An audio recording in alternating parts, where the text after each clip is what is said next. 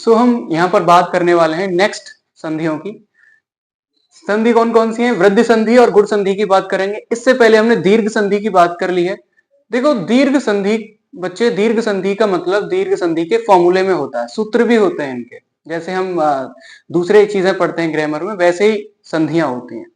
तो दीर्घ संधि में जो फॉर्मूला होता है वो होता है सर्व दीर्घा। मीन सभी चीजें बड़ी बनती है। जैसे हमने पढ़ा था आ, ई, उ, ये सब बड़े बनते थे, वैसा ही फॉर्मूला होता है। वैसे ही देखो यहाँ पर फॉर्मूला है वृद्धि संधि का, वृद्धि रेचि। इनमें भी बड़ी चीजें बनती हैं, लेकिन ये कौन सी है? वृद्धि रेचि, बढ़ जाता है, वृद्धि हो जाती है उसमें।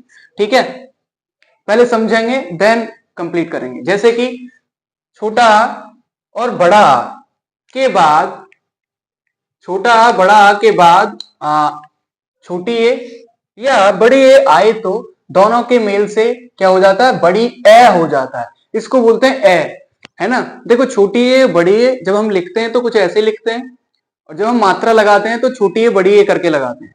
ठीक है, कैसे? जैसे ये मात्रा है एक ए और ये बड़ी ए का मात्रा है। ठीक है, मात्रा और उसमें लिखने में अंतर होता है, तो मेल से क्या हो जाएगा? ए हो जाता है। ठीक है, ये आपको ध्यान रखना है। जैसे कि अगर ये ना आए तो कैसे होगा?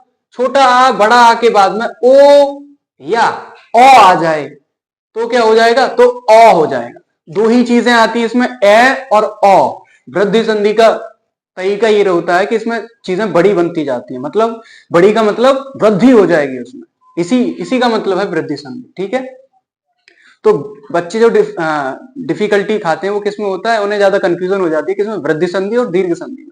तो दीर्घ संधि अलग रखो, जिसमें बड़े बड़े हुए आ ई उ, यहां पर वृद्धि हो जाएगी किसमें? शब्दों की मात्राओं में। तो वही चीज है, जैसे कि एक धन एक, तो हमने इसका स्वर निकाले क्या? एक। जैसे हमने एक बोला तो छोटा आ बाद में आया, छोटा आ, और यहाँ पर ए दिखाई दे रहा है तो हमने देखा तो ये क्या बन जाएगा? ए बन जाएगा। ध्यान रख, समझ में आया?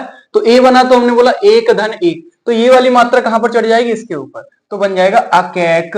अकैक। अब तुमने बोला कि सर यहाँ पर ए छोटी ए मात्रा क्यों लिखा है? तो बच्चे जब मात्रा लिखाएंगे ना तो दो मात्रा लिखी जाएंगी। मात्राओं का केस अलग होता है, इसमें मात्रा दो लिखी जाती है, तो यहाँ पर दो मात्राएं होंगी। आई बात समझ में? ये माइनर चीज है बहुत ही।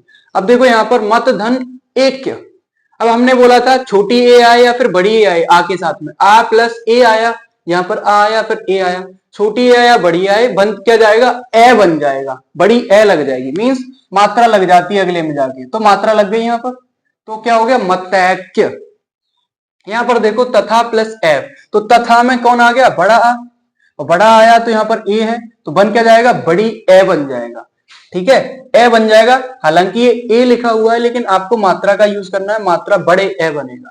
ठीक है, स्ट्रक्चर याद रखना है, तो क्या बन जाएगा? तथैव। ठीक है, तथैव। तो मैं इसमें कंफ्यूजन नहीं होनी चाहिए कि सर आपने ये ए कैसे लिखा हुआ है, क्योंकि छोटी ए जब लिखते हैं तो बच्चे ऐसे लिखते हैं, बड़ी ए लिखते हैं तो ऐसे लिखते हैं। जब मात्राएं लगा रहे होते हैं तो मात्राओं के केस में हम छोटी ए लगाएंगे तो वैसे, और बड़ी ए मात्रा लगाएंगे तो ए की मात्रा होती है। बस इतना ध्यान रखना है। ठीक है, कोई कंफ्यूजन नहीं रखनी है। नेक्स्ट देखो सदा धन एफ, सबसे ज्यादा एग्जाम्स में आने वाला। सदा में आ आया, आ और प्लस यहां पर आया ए, तो क्या बन जाएगा? ए। सदैव, क्या बन जाएगा? सदैव। ठीक है, अब यहां पर देखो कला प्लस ऐश्वर, कला धन ऐश्वर, तो क्या है? यहां पर आ लगा हुआ है और ये ए है, ए दिखाई दे रहा है, बड़ी ए है, तो बन क्या जाएगा? बड़ी मात्रा लग जाएंगी, तो कलेश्वर हो जाएगा। क्या बन गया? कलेश्वर।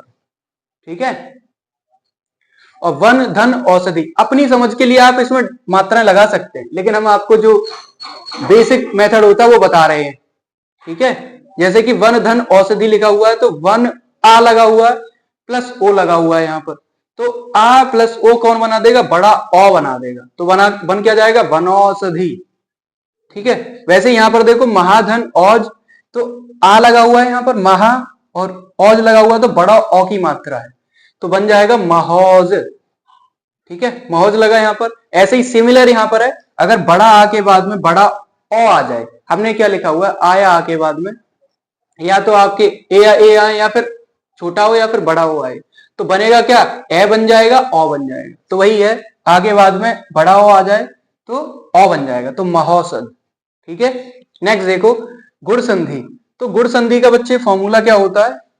गुण संधि का फॉर्मूला है कि आध गुणा, ठीक है।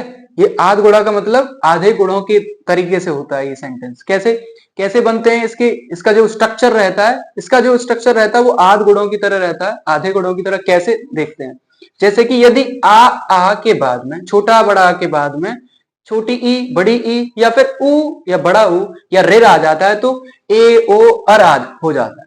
क्या हो जाता है? ए ओ अर। इसमें पूरा नहीं होता, इसीलिए बोला है आध गुणा, ठीक है। देखो सेंटेंस समझते हैं, इजी है, इसमें सभी नेम सीख जाएंगे आप बनाना, संधि विच्छेद कैसे करा जाता है।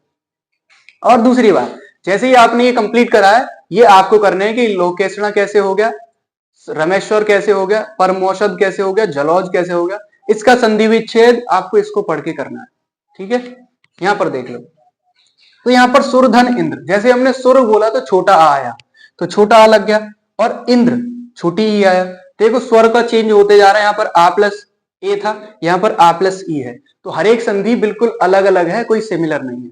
वहां पर क्या होता था, जब हम दीर्घ संधि पढ़ रहे थे सिमिलर स्वर आते थे, यहाँ अलग अलग है, तो ध्यान रखना है। तो आ प्लस ई आएगा तो बन क्या जाएगा? ए, ये वाली ए बन गई, कौन बन जाएगी? ए बन जाएगी, तो क्या बना? सुरेंद्र। आ प्लस ई, जब हम आ प्लस ई को मिला के बोलेंगे तो बोलेंगे आई, तो आई ए बनती है वो, ठीक है। ऐसे ही पुष्प धन इंद्र, तो पुष्पेंद्र हो जाएगा, ये ए बन जाएगा, ठीक है। आ प्लस ई निकला। ऐसे सुर धन ईश, तो आ निकला यहां पर और ई निकला आया, तो सुरेश, ये एक ही मात्रा लग गई, सुरेश। यहां पर देखो छोटा बड़ा आ है, रमाधन इंद्र, तो बड़ा आ प्लस ई बना क्या? ए, तो रमेंद्र, ठीक है। राजा प्लस इंद्र, तो बड़ा आ प्लस ई, तो क्या बन जाएगा? ए बनेगा, राजेंद्र बन जाएगा। ऐसे बहुत सारे नेम होते हैं ऐसे, अगर आप बनाना चाहें तो। राका धन ईस, तो बड़ा आ प्लस ई, बड़ा आ प्लस बड़ी ई लिख लो यहां पर, तो क्या बन जाएगा? ए ही बनेगा, तो राकेश हो जाएगा, ठीक है। राका धन ईस। ऐसे यहां पर देखो पर धन उपकार है, तो बनेगा क्या? परोपकार। कैसे बना कि आ प्लस ऊ का कॉम्बिनेशन होगा तो ओ बन जाता है। गुण संधि जब भी आती है तो तीन शब्द याद रखना कि गुण संधि में ए ओ अर हो जाता है, बात खत्म, इतना ही होता है, ठीक है। अब देखो यहां पर परोपकार हो जाएगा, सूर्य धन ऊर्जा, तो आ के साथ में बड़ा ऊ आया तो बड़ा ओ बन जाएगा, ओ है ना, बड़ा ओ हो गया, तो सूर्य ऊर्जा, सूर्य ऊर्जा, ठीक है। नेक्स्ट देखो हित धन उपदेश, तो ये तो समझ में आ रहा होगा, हित धन उपदेश है तो बड़ा ओ लगा दो, इसमें बड़ा ओ लग जाएगा, ये ऊ हट के ऊपर ओ लग जाएगा, तो हितो उपदेश हो जाएगा, आ प्लस ओ बन जाएगा, हितो उपदेश, ठीक है। महाधन उत्सव है तो आ प्लस ओ है, आ प्लस ऊ है तो ओ बन जाएगा, क्या हो जाएगा? महोत्सव।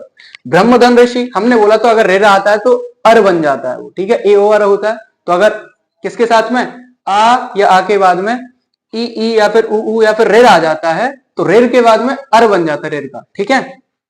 तो आ प्लस रेर, तो क्या बनेगा? अर, तो ब्रह्म ऋषि, ब्रह्मधन ऋषि तो ब्रह्म ऋषि। ऐसे ही महाधन ऋषि तो महर्षि बन जाएगा, आ प्लस रेर, ठीक है, ये अर बनता है, ठीक है। ये कॉम्बिनेशन पता होना चाहिए बस, ये किस संधि से बिलोंग करते हैं ये आपको स्ट्रक्चर पता होना चाहिए, और ये कंप्लीट स्ट्रक्चर है पूरी किसका? संधियों का। आप यहां से सीखेंगे अच्छी तरह से संधियां कंप्लीट हो जाएंगी। देखो ये आपको बनाने, नरेश नर धन ईश बन जाएगा, बहुत ही इजी है। कमलेश है तो कैसे बनाएंगे आपको बताना है। महेंद्र, महोदय, जलोत्सव, सप्तऋषि, ठीक है। ये आपकी वृद्धि संधि एंड गुण संधि का कंप्लीट वो है। आप अगर समझेंगे इसकी प्रैक्टिस, अगर ये समझ में आएंगे तो आप उनको कर लेंगे, ज्यादा कुछ बड़ी चीज नहीं है। तो इनकी प्रैक्टिस करिए, है ना, प्रैक्टिस करने के बाद आप इनको आराम से समझ सकते हैं। ओके।